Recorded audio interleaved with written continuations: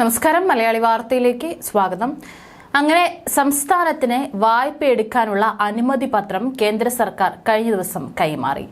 അടുത്ത മാസം ശമ്പളവും പെൻഷനും നൽകുന്നതിനുള്ള പ്രതിസന്ധിയാണ് ഇതോടെ നീങ്ങുന്നത്.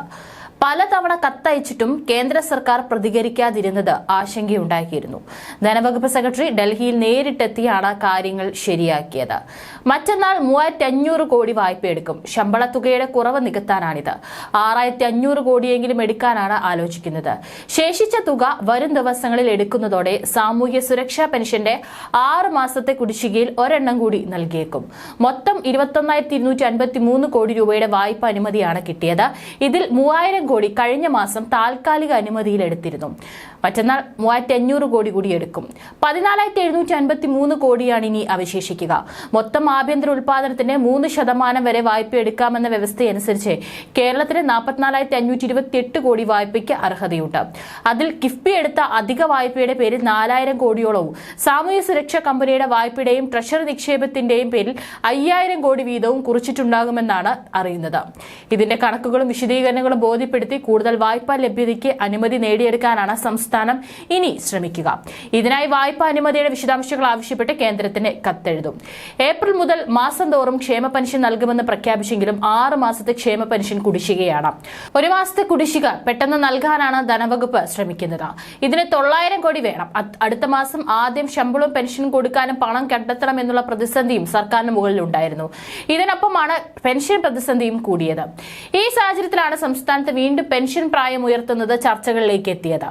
സർക്കാർ ഖജനാവിലെ പ്രതിസന്ധിയാണ് ഇതിന് കാരണം. പെൻഷൻ പ്രായം കൂട്ടിയില്ലെങ്കിൽ ഈ സാമ്പത്തിക വർഷം എന്ത് ചെയ്യുമെന്ന ആശങ്ക സർക്കാരിനുണ്ട്.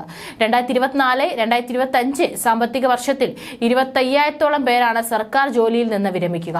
ഇതിൽ 20,000-ന് അടുത്ത ആളുകൾ വിരമിക്കുന്നത് മെയ് മാസത്തിലാണ്. ശരാശരി ഒരാൾ വിരമിക്കുമ്പോൾ 40 ലക്ഷത്തോളം രൂപ സർക്കാർ നൽകേണ്ടതുണ്ട്. 20,000 പേർക്ക് ഇത്രയും തുക നൽകാൻ കുറഞ്ഞത് 8,000 കോടി വേണം. ഈ സാഹചര്യത്തിലാണ് പെൻഷൻ പ്രായം ഉയർത്തുന്നതിൽ സർക്കാർ ആലോചന തുടങ്ങുന്നത്. പെൻഷൻ പ്രായം 60 കേരളത്തിന്റെ സാമ്പത്തിക നില കൂടുതൽ സുസ്ഥിരമാകുമെന്ന് കരുതുന്നവരുമുണ്ട്. എന്നാൽ യുവാക്കളുടെ പ്രതിഷേധം അതിരുവിടും. അത് മനസ്സിലാക്കി പെൻഷൻ പ്രായം 58 ആക്കാനാണ് ആലോചന. സർക്കാർ ജീവനക്കാരും പെൻഷൻ പ്രായം ഉയർത്തുമെന്ന പ്രതീക്ഷയിലാണ് ഇപ്പോൾ. ലോക്സഭാ തെരഞ്ഞെടുപ്പ് കഴിഞ്ഞു. നിയമസഭാ തെരഞ്ഞെടുപ്പിന് ഇനിയും കാലമുണ്ട്. അതുകൊണ്ട് തന്നെ യുവാക്കളുടെ പ്രതിഷേധത്തിന് പരിഹാരം ഒരുക്കാൻ സമയമുണ്ടെന്നാണ് വിലയിരുത്തൽ. നയപരമായ തീരുമാനമായതിനാൽ ഇടതുമുന്നണിയും ഇത് അംഗീകരിക്കേണ്ടതുണ്ട്. പെൻഷൻ പ്രായം ഉയർത്തിയില്ലെങ്കിൽ വലിയ പ്രതിസന്ധിയായി മാറുമെന്നാണ് ധനകാര്യ വകുപ്പിലെയും പ്രമുഖരുടെ നിലപാട്. നിലവിൽ കടമെടുത്താണ് കേരളം മുൻപോട്ട് പോകുന്നത്.